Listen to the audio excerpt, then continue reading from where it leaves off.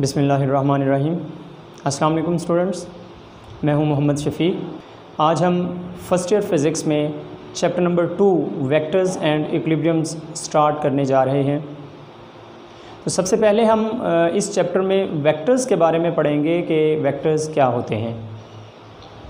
तो स्टूडेंट्स, पिछले चैप्टर में हमने फ़िज़िकल क्वांटिटीज़ के बारे में डिटेल से डिस्कस किया था और हमने देखा कि there are two types of physical quantities, base quantities and derive quantities. तो इन तमाम क्वांटिटीज़ में कुछ ऐसी क्वांटिटीज़ होती हैं जिनको डिस्क्राइब सिर्फ मैग्नीट्यूड की मदद से किया जा सकता है। जैसे वर्क, उसमें हम जस्ट ये बताएंगे कि how much work is done on an object. उसमें हमें ये नहीं बताना पड़ेगा कि in which direction we are going to do work.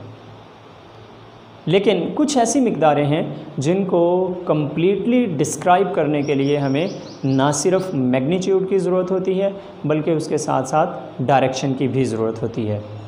तो इस चैप्टर में हम वेक्टर क्वांटिटीज़ या ऐसी क्वांटिटीज़ के बारे में पढ़ेंगे जिनको मुकम्मल तौर पर डिस्क्राइब मैग्नीट्यूड्स और डायरेक्शन की मदद से किया जाता हो।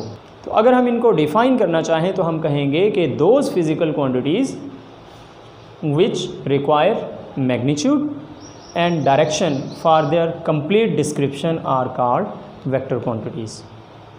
मिसाल के तौर पे हमारे पास फोर्स है, तो force is a vector quantity.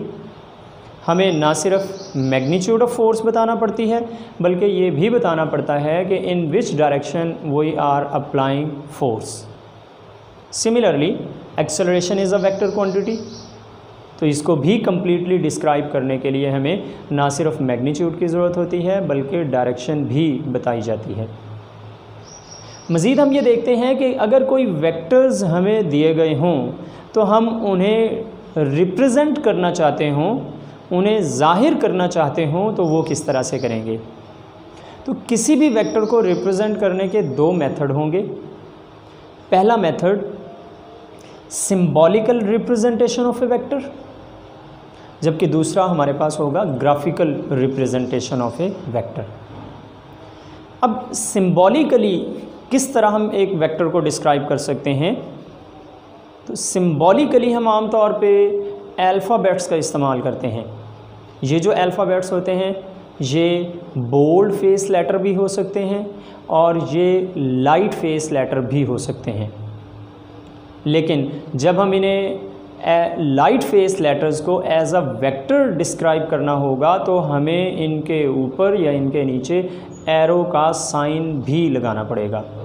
जैसे यहाँ पे हम देख सकते हैं कि this is a bold face letter A, इसे मैंने बोल्ड करके लिखा है।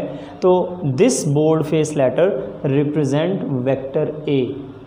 Similarly this is also bold face letter. ये जो डी डिस्प्लेसमेंट को रिप्रेजेंट करने के लिए हम यूज़ कर रहे हैं, तो both of these sign represent a vector quantity.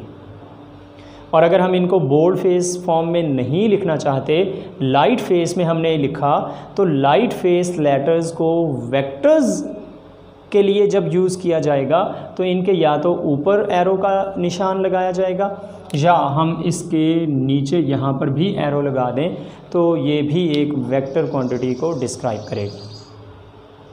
अब इसी तरह से अगर हम किसी वेक्टर को ग्राफिकली डिस्क्राइब करना चाहते हों तो ग्राफिकली हम एक स्ट्रेट लाइन का यूज़ करते हैं।